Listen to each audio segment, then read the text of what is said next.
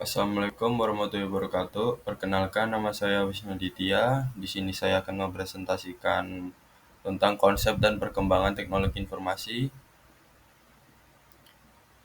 Yang pertama, apa itu hardware? Hardware adalah semua komponen fisik dari komputer yang bisa dilihat dan disentuh. Hardware berfungsi sebagai alat untuk menjalankan berbagai proses dan tugas dalam sistem komputer.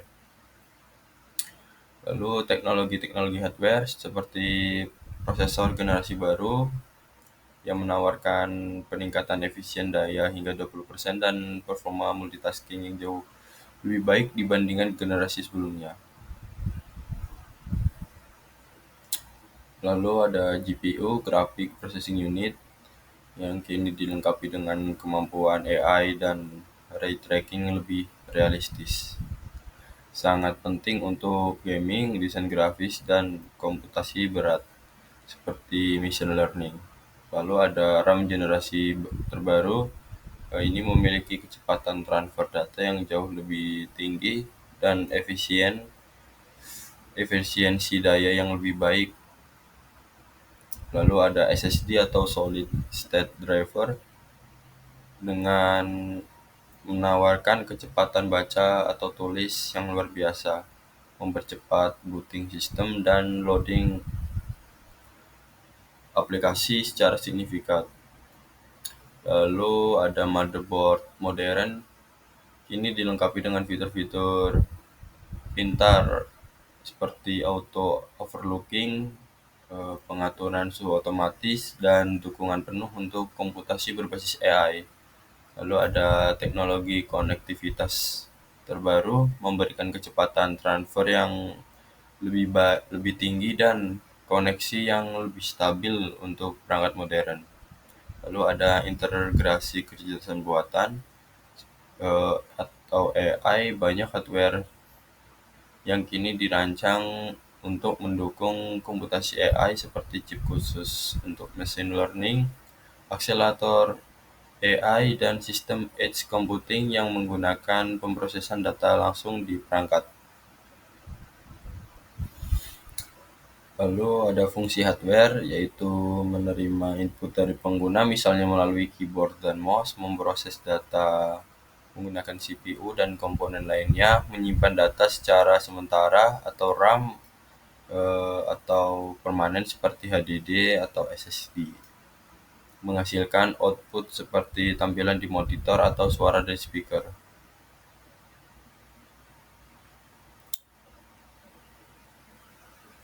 Penjelasan apa bedanya CPU multicore dengan single core.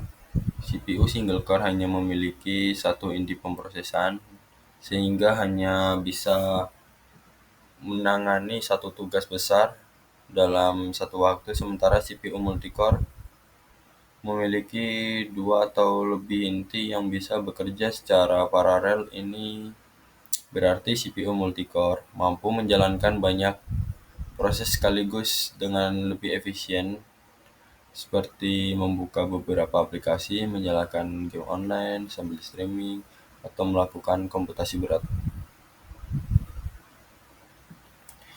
Mengapa SSD jauh lebih cepat dari HDD?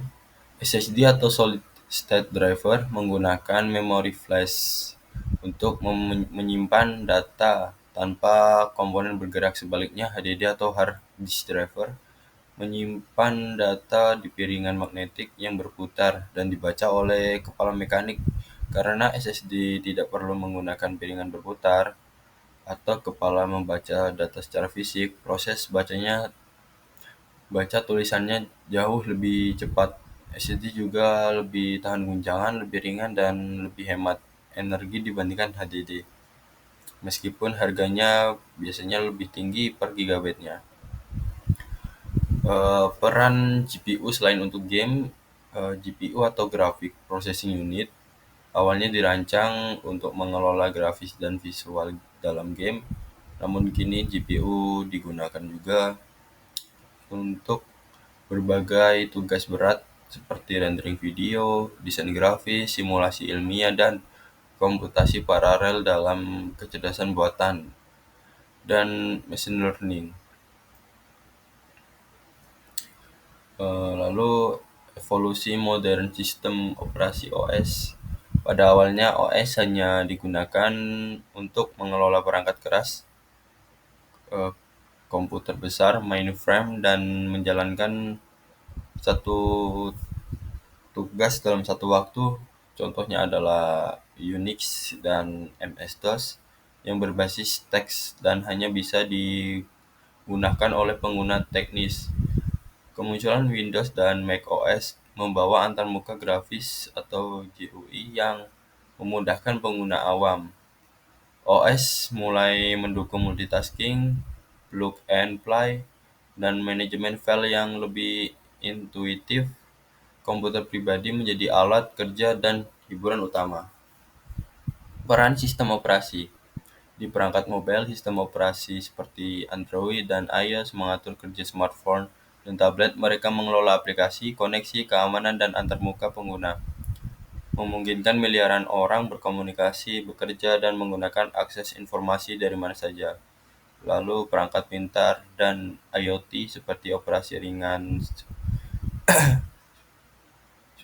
seperti sistem operasi ringan seperti Tizen, Wear OS, dan RTOS digunakan dalam perangkat rumah tangga pintar seperti smart TV, kulkas pintar, dan lampu otomatis. OS ini memungkinkan perangkat saling terhubung dan merespon seperti merespon perintah pengguna secara real time.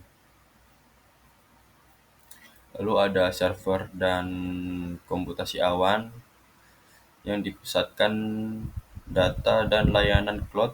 OS seperti Linux dan Windows Server mengelola ribuan server yang menjalankan aplikasi web, menyimpan data, dan mendukung layanan digital global.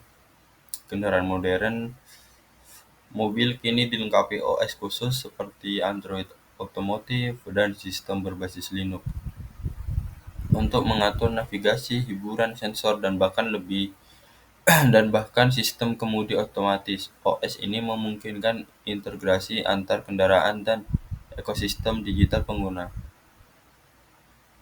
Bagaimana cara kerja sistem operasi? Sistem operasi atau OS bekerja sebagai penghubung antar pengguna, perangkat keras atau hardware, dan perangkat lunak seperti software. Ketika komputer atau perangkat dinyalakan, OS langsung aktif dan mulai mengatur semua komponen agar bisa bekerja sama. Berikut alur kerjanya. Yang pertama itu booting OS, dimuat ke dalam memori saat perangkat dinyalakan. Yang kedua, manajemen proses. OS mengatur program yang sedang berjalan, membagi waktu CPU, dan memastikan tidak terjadi konflik antar aplikasi. Yang ketiga, manajemen memori. OS mengalokasikan RAM untuk aplikasi yang aktif dan menjaga agar tidak terjadi kelebihan beban. Manajemen yang keempat, manajemen file. OS mengatur penyimpanan, akses, dan keamanan file di perangkat. Kelima, manajemen perangkat. OS mengatur komunikasi antar perangkat, input atau output seperti keyboard, mouse, printer, dan sistem. Yang keenam, antarmuka pengguna. OS menyediakan tampilan grafis atau baris agar pengguna bisa berinteraksi dengan sistem. Lalu ada tren sistem operasi seperti sistem mobile. Android masih menjadi OS mobile paling dominan secara global karena sifatnya open source dan digunakan oleh banyak merek smartphone. Lalu iOS digunakan eksklusif oleh perangkat Apple, terkenal karena keamanan dan ekosistemnya yang terintegrasi. Lalu ada desktop seperti Windows 11 tetap menjadi OS desktop paling populer, terutama di sektor pendidikan dan bisnis.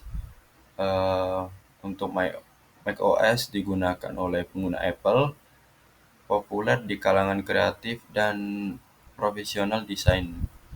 untuk Linux seperti Ubuntu, Fedora, dan lain-lain digemari oleh developer dan pengguna teknis karena fleksibilitas dan keamanan. Untuk server Linux, Ubuntu, Ubuntu Server, CentOS, Debian mendominasi dunia server karena stabilitas, keamanan, dan sifat open source-nya. Windows Server digunakan di banyak perusahaan untuk integrasi dengan sistem berbasis Microsoft, lalu Red Hat Enterprise Linux eh, populer di lingkungan enterprise dan cloud computing. Mengapa profesional IT perlu kenal Linux? Latar belakang seperti latar belakang,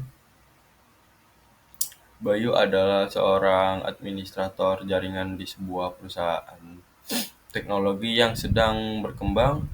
Perusahaan tersebut memulai memigrasikan sebagian besar infrastruktur ke layanan cloud dan server berbasis Linux karena lebih hemat biaya, stabil, dan fleksibel dibanding sistem berbasis Windows.